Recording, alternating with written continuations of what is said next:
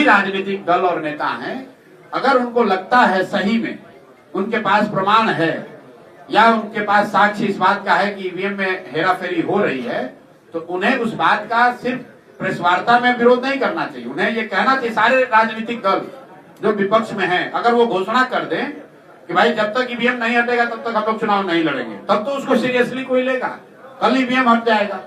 लेकिन ऐसा नहीं हो सकता है कि जब चुनाव जीते तो ईवीएम अच्छा है और जब चुनाव हार गए तो कह रहे हैं कि ईवीएम में अब ठीक नहीं है, तब जनता भी इसको सीरियसली नहीं लेगी।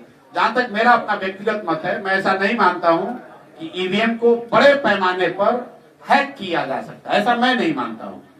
ईवीएम बदला जा सकता है, पहले जैसे बक्सा बदलता था वैसे आप ईवीएम बदल सकते हैं। वोटर लिस्ट में हेराफेरी हो रही है, वो सही बात है, हेराफेरी हो रही है। चुनाव आयोग भाजपा या केंद्र की सरकार की मदद करता है, तो हम लोग आज से नहीं 4 बरस 5 बरस पहले से कह रहे हैं। शेड्यूलिंग में मदद करता है, वोटर लिस्ट में मदद करता है, उनके प्रचार प्रसार में मदद करता है।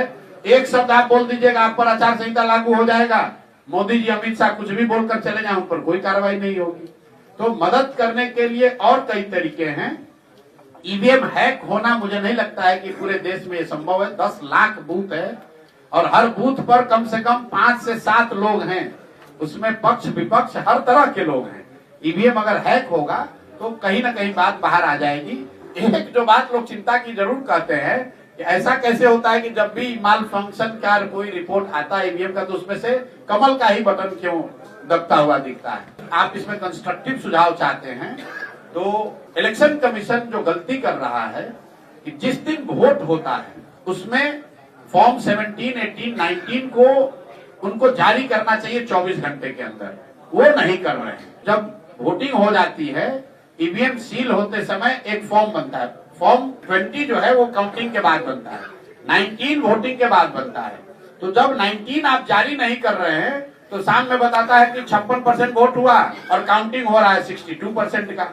वो विषय है कि अगर फॉर्म 19 आप जारी कर देंगे, बता देंगे कि भाई वोट पोल कितना हुआ, काउंटिंग उतनी ही होनी चाहिए। नियम ये है, कानून में लिखा ये है कि फॉर्म 19 पहले से जो पोलिंग एजेंट है उसको मिलता है ईवीएम खुलने से पहले, और ईवीएम में उतना ही वोट काउंट होना चाहिए जितना फॉर्म 19 में लिखा है। लेकिन पिछले कई वर्षों से इलेक्शन कमीशन फॉर्म 19 को अपलोड ही नहीं कर रहा है, वो चिंता का विषय है। हैक करना, मुझे ऐसा नहीं लगता है कि कोई ईवीएम को हैक कर सकता है।